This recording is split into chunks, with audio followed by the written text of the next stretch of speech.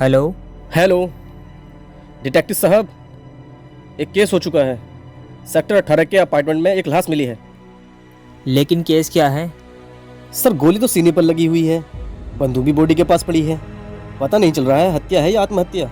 Sector 18 की बात कर रहे हो? जी सर, बिल्डर बब्बन सेठ का। बब्बन सेठ का? हाँ सर, मशहूर प्रॉपर्टी डीलर बब्बन सेठ का। ठीक है, मैं अभी आ रहा हूँ। Okay sir. ओके।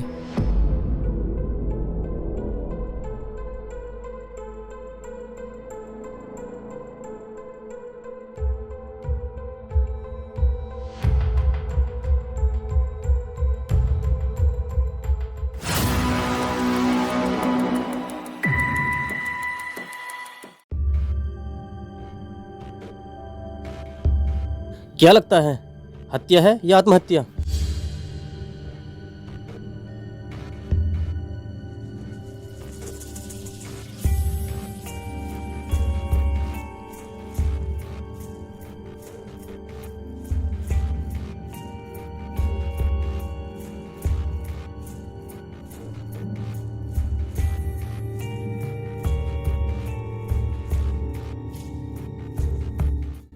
इंस्पेक्टर साहब, डेफिनेटली ये एक मर्डर है। तुम ऐसा कैसा कह सकते हो? क्योंकि अगर ये आत्महत्या करते तो गोली अपने सिर पर मारते, ना कि अपने सीने में। और जिस हिसाब से इनकी ये गन है, गोली सामने की तरफ से 6 फीट की दूरी से मारी गई है। ये घाव देखकर पता चल रहा है।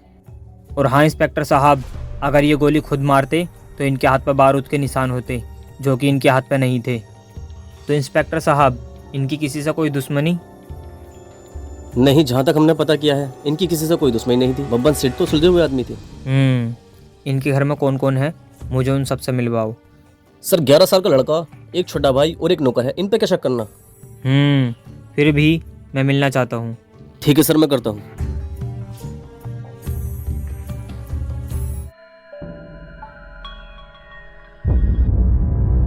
सर ये रहे तीनों।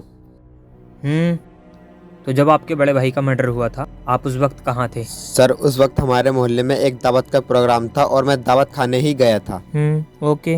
और आप, जब आपके पापा का मर्डर हुआ था, आप क्या कर रहे थे? सर मैं उस वक्त अपने दोस्तों के साथ गेम खेल रहा था।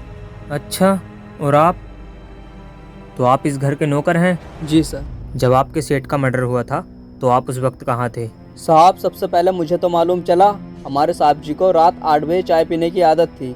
रोज की तरह आज भी जब मैं उन्हें चाय देने गया तो मैंने देखा वो मरे पड़े थे। फिर तुमने क्या किया? सर मैंने सबसे पहले बंटी साहब को बताया। बड़े सर को क्यों नहीं बताया? सर वो तो दावत में गए थे ना। ठीक है इंस्पेक्टर साहब, इधर आओ। जी सर। देखो बात यह है, मुझे इन तीनों पर शक है, तो मुझे इन तीनों की फुल डिटेल चाहिए इमीडिएटली।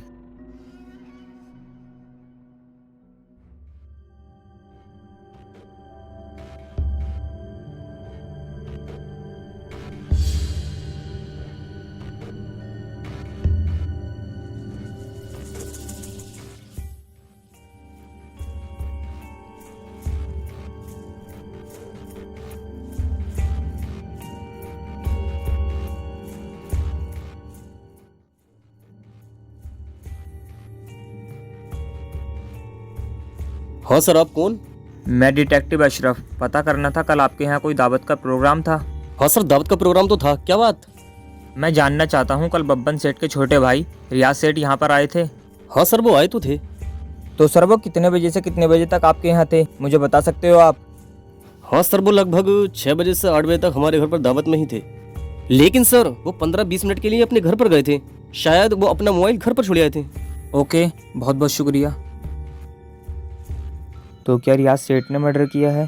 क्योंकि 15 मिनट काफ़ी होते हैं मर्डर करने के लिए।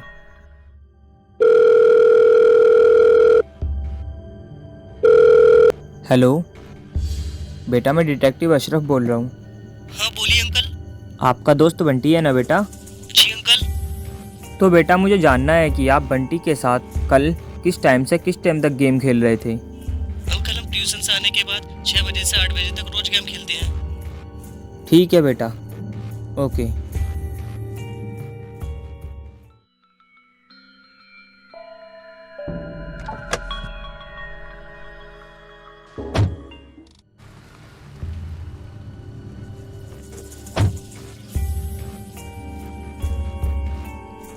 भाई आपसे एक जानकारी चाहिए थी। हाँ बताओ, क्या जानकारी चाहिए थी? आपके पड़ोसी जो हैं बब्बन सेठ और रियाज सेठ, इन दोनों भाइयों का आपस में स्वभाव कैसा था? अरे सर, उनका तो बहुत झगड़ा रह करा था प्रॉपर्टी को लेके। वो तो ससुरे लड़ते रह करे थे। बहुत बहुत शुक्रिया।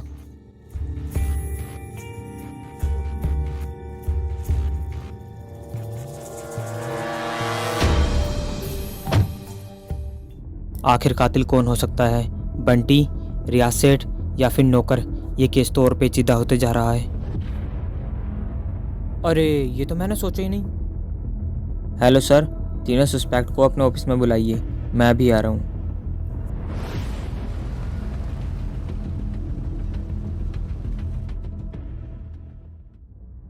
तो इंस्पेक्टर साहब, मैं आपको बता दूं, ये खून बंटी ने तो नहीं किया है। तो फिर और किसने किया है? इसकी एक वजह ये भी है कि बंटी खूनी नहीं हो सकता, क्योंकि उस वक्त बंटी पबजी गेम खेल रहा था, तो बंटी को पता ही नहीं चला कि कौन सी आवाज़ पबजी की है और कौन सी आवाज़ रियल। और इंस्पेक्टर साहब, खून रियाज सेठ ने भी नहीं किया है, क्योंकि रियाज सेठ अपने कमरे में तो जरूर आए थे, लेकिन बिना बब्बन सेठ के कमरे को देखे हुए मोबाइल लेकर वापस चले गए। तो फिर कातिल कौन है? कातिल है बब्बन सेठ का नौकर राजू। मैं अपने सेठ का कत्ल क्यों करूँगा? डिटेक्टिव साहब, क्या सबूत है आपके पास? इसका भी सबूत है मेरे पास, क्योंकि ये राजू उन्हीं गामा उस्ताद का लड़का है जो कुछ साल पहले तक बब्बन सेठ के पार्टनर हुआ करते थे। इसका पता मुझे जब चला जब मैं उसकी बस्ती में गया। हेलो भैया। जी भैया।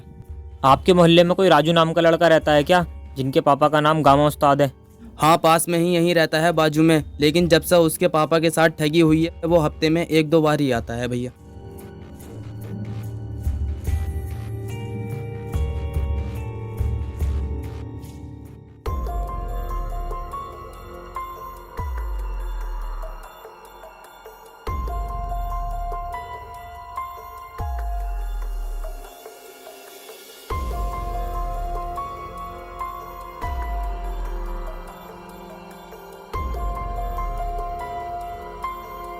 और जब मैं उसके घर की तलाशी ले रहा था तो मेरे हाथ एक ऐसा सबूत लगा जिससे मेरा शक यकीन में बदल गया।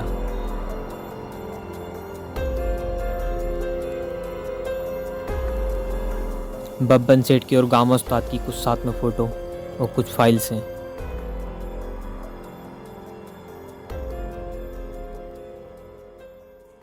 कुछ समय तक तो सब कुछ सही चलता रहा, लेकिन कुछ समय बाद गामा उस्ताद को धोखा देकर बब्बन सेठ ने उनकी सारी ज़मीन जायदाद अपने नाम कर ली, जिससे उसका परिवार रोड पर आ गया और गामा उस्ताद कुछ दिनों बाद चल बसे।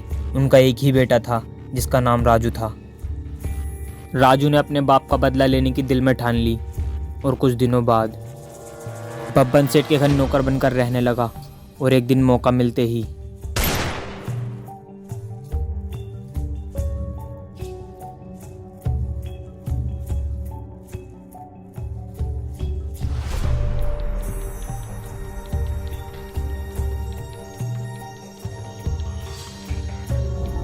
राजू, तूने मारा मेरे भाई को। मैंने तुझे कितना वफादार समझा था।